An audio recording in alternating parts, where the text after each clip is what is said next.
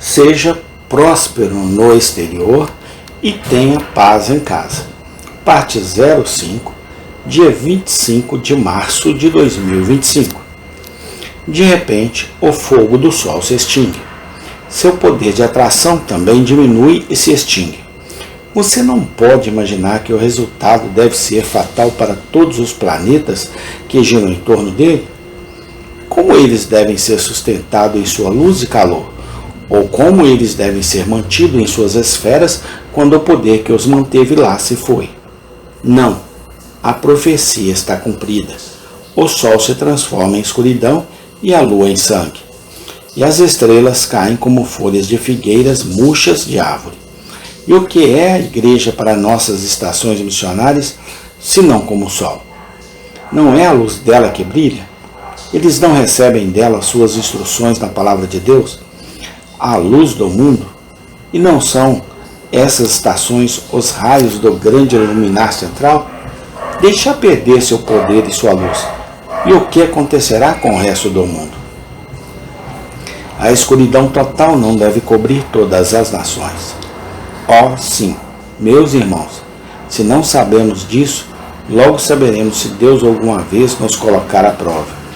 Se uma vez que a glória da Inglaterra, dos Estados Unidos ou do Brasil fosse extinta, se uma vez que o cristianismo da América e da Europa fosse eliminada, onde estaria toda a piedade vital? Como deveriam aquelas agências que dependem de nós ser sustentados se nossa piedade doméstica fosse reduzida a nada? Não devemos ter as trancas de nossos portões fortalecidas. Deve haver paz em nossas fronteiras e devemos. Deixe-me tentar brevemente mostrar qual é essa conexão. Existe uma conexão direta entre o primor da igreja em casa e o progresso do cristianismo no exterior. Uma conexão direta, teremos que falar da conexão mais indireta daqui a pouco. As inconsistências dos cristãos ingleses, dos cristãos americanos e dos cristãos do Brasil provaram ser uma das maiores barreiras ao progresso do reino de Cristo em outras terras. Um excelente ministro da igreja na França me disse, e disse com uma seriedade dolorosa também, que o protestantismo recebeu um severo cheque em Paris, devido à conduta inconsistente dos homens cristãos de lá, pelo menos aqueles que protestavam contra o protestantismo, se não fossem membros de nossas igrejas. Agora, Senhor, disse ele, quando um homem visita Paris, que é um protestante inglês, não direi que seja um membro real de sua igreja, certamente. Quando ele vem a Paris, ele negligencia toda a assistência ao dia de sábado e aos romanistas, se questionado sobre sua violação constante do dia santo. Responderão os cristãos reformados da França. Olhe para os protestantes da Grã-Bretanha. Quando eles estão aqui, eles atendem a sua religião no exterior melhor do que nós.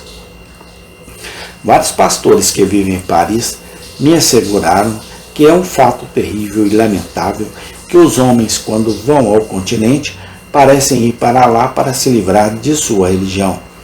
Quando desembarcam nessas praias, assumem o traje de um viajante e pensam que podem ter permissão para frequentar locais de adoração católicos romanos no dia do Senhor, e não são vistos adorando a Deus com seus irmãos, onde a adoração na língua inglesa ainda é mantida. Posso assegurar-lhe que me pediram afetuosamente que aproveitasse uma oportunidade para fazer uma reclamação proeminentemente contra o cristianismo da Inglaterra por sua inconsistência no exterior. Em nome dos pastores da França, falo e em nome dos pastores do Brasil. Deixe-me dar-lhe outro fato, que prova que quando a igreja está doente em casa, ela não irá bem no exterior. No recente relatório da Sociedade Missionária Batista, observou um grande problema pelo qual certas estações passaram recentemente. Um problema ao qual eles sobreviveram, mas que, materialmente, impediu sua utilidade.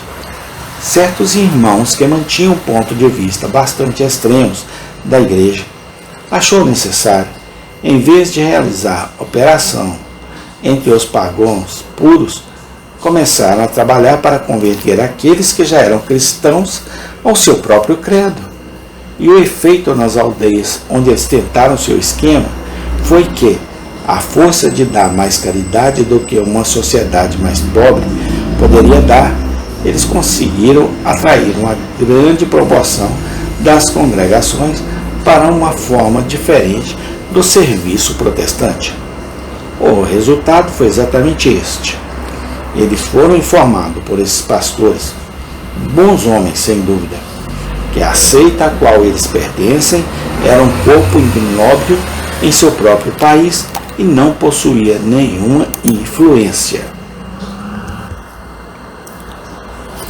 E pela primeira vez, os hindus responderam que havia homens cristãos que podiam depreciar um ao outro, que havia professores dessa religião que tinham uma antipatia maior entre si do que quaisquer duas seitas do paganismo já tiveram. O efeito sobre as mentes dos aldeões não foi apenas desastroso para aquela missão, mas para o próprio cristianismo. Eles começaram a suspeitar que a casa que estava dividida contra si mesmo não poderia ter seus fundamentos na verdade. Meus irmãos, quando chegarmos à unidade de doutrina e à pureza e consistência de vida, o arbítrio direto dos membros de nossa igreja, de nossos missionários no mundo pagão, será muito mais saudável e eficaz do que é. Não duvido que, se eu tivesse um conhecimento mais amplo e extenso dos procedimentos da igreja em outros países, poderia multiplicar casos desse tipo, nos quais nossas falhas em casa foram grande desvantagem em nosso sucesso no exterior. E, no entanto, penso que a agência pode ser considerada, em geral, indireta, mas, no entanto, tão potente como se fosse direto.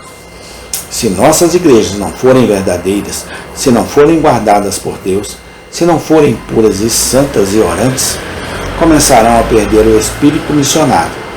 E quando o espírito missionário se evaporar, de que servirá o corpo missionário? Enterre isso. Sim, na Bloomfield Street, cavaremos sua sepultura.